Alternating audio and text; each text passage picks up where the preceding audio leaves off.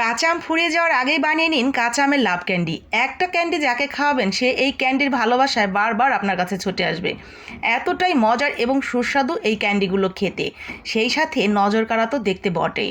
জানি না আপনাদের কাছে কেমন লাগছে, কিন্তু আমার বাসার পুচকো পাচকোরা কিন্তু প্রথম দেখাতেই ভীষণ খুশি হয়ে গিয়েছিল, আর খাওয়ার পর বারবার শুধু খেতেই থাকছিল যে আর একটা চাই আর একটা চাই। এতটাই মজার, নিজেকে ধরে রাখা কষ্ট দেখার পরে। তো চলেন শুরু করে দেই ক্যান্ডিগুলো কিভাবে বানিয়েছিলাম। পুরো ভিডিওটা দেখলে কিন্তু আপনারা খুব সহজেই বানিয়ে নিতে পারবেন। একেবারে পানির মতো সোজা। প্রথমেই লাগবে কয়েকটা কাঁচা আম। আমগুলোকে খোসা ছাড়িয়ে মাঝখান থেকে ঠিক এইভাবে কেটে নিয়েছি। আটির যে অংশটা সেটা আমরা বাদ দিব বলতে অন্য কোনো কাজে লাগিয়ে ফেলবো।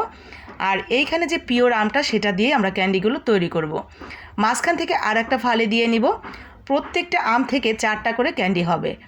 তো এইভাবে একটা ফালি ধরে আমি ঠিক এই রকম করে লাভের শেপটা দিয়ে নিয়েছি। তো মাছ চতুর্দিক থেকে সামান্য একটু কেটে ছেটে বাদ দিলেই কিন্তু একটা লাভের মতো হয়ে যাবে। তো এই তো ঠিক এইভাবে কেটে নিয়েছি। চলেন আপনাদের সুবিধার জন্য আরও 2-1টা কেটে দেখাই।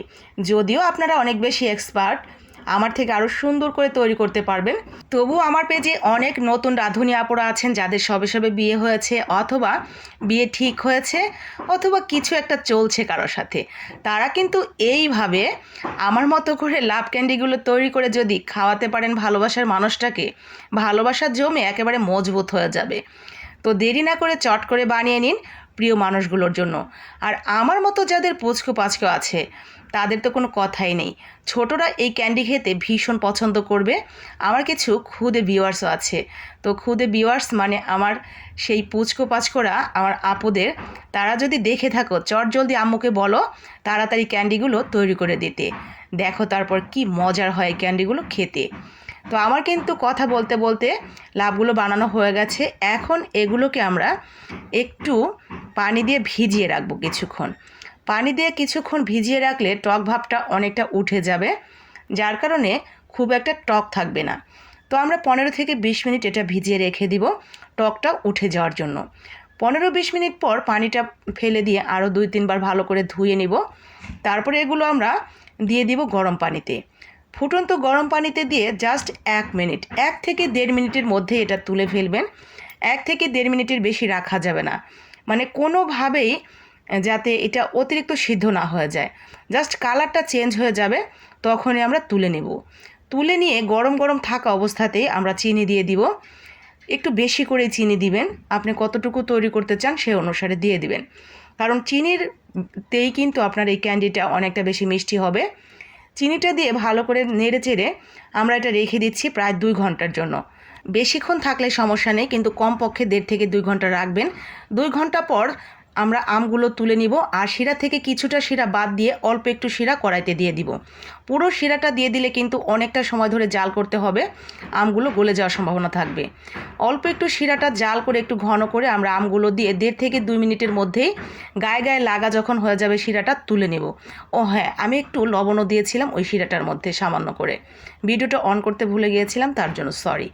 তারপরে আমরা আমগুলো উঠিয়ে ঠিক 1 দিনের মতো রোদে শুকিয়ে নিব। 1 দিনের মতো রোদে শুকিয়ে নিলেই ঠিক এরকম হয়ে যাবে। 1 দিন বলতে 2-3 ঘন্টা রোদ দিলেই কিন্তু শুকিয়ে যাবে। এখন যেহেতু প্রচণ্ড রোদ, শুকিয়ে যাওয়ার পর আমরা একটা আইসিং সুগার তৈরি করে নিয়েছি, মানে চিনি ব্লেন্ড করে গুঁড়া করে নিয়েছি। পাটা দিয়ে বেটেও নেওয়া যাবে। তারপরে সেই সুগারের মধ্যে কোটিং করে নিলেই কিন্তু আমাদের ক্যান্ডিগুলো রেডি হয়ে যাবে। ব্যাস, কত সহজেই আমরা বানিয়ে ফেললাম কাঁচা আমের লাভ ক্যান্ডি। অসম্ভব মজার খেতে, সেই সাথে দেখতে তো সুন্দর বটেই। তাহলে দেরি না করে চট করে বানিয়ে ফেলুন ভালোবাসার মানুষের জন্য, অথবা বাসার পুচকো পাচকোদের জন্য। যার জন্যই বানাবেন সে কিন্তু ভীষণ খুশি হয়ে যাবে, কারণ এটা খুশি হওয়ার মতোই একটা খাবার। দেরি না করে লেগে পড়ুন কাজে। আর হ্যাঁ, আমার বাসার পুচকো পাচকোরা তো ভীষণ খুশি হয়ে গেছে, তাদের মন কিন্তু আমি জয় করে ফেলেছি এই ক্যান্ডিগুলো বানিয়ে। আপনার মন কতটুকু জয় করতে পারলাম সেটা কমেন্ট বক্সে অবশ্যই লিখবেন। সেই সাথে বাকি আপু ভাইয়াদের মন পর্যন্ত পৌঁছানোর জন্য একেবারে টুক করে একটা শেয়ার করে দিবেন। আজকের মতো এখানেই বিদায় নিচ্ছি, কথা হচ্ছে পরবর্তী কোনো একটা রেসিপিতে। ততক্ষণ পর্যন্ত অনেকটা বেশি ভালো থাকেন, সুস্থ থাকেন, সেই দোয়া করি সব সময়। আজকের মতো এখানেই বিদায় নিচ্ছি। আসসালামু আলাইকুম, আল্লাহ হাফেজ।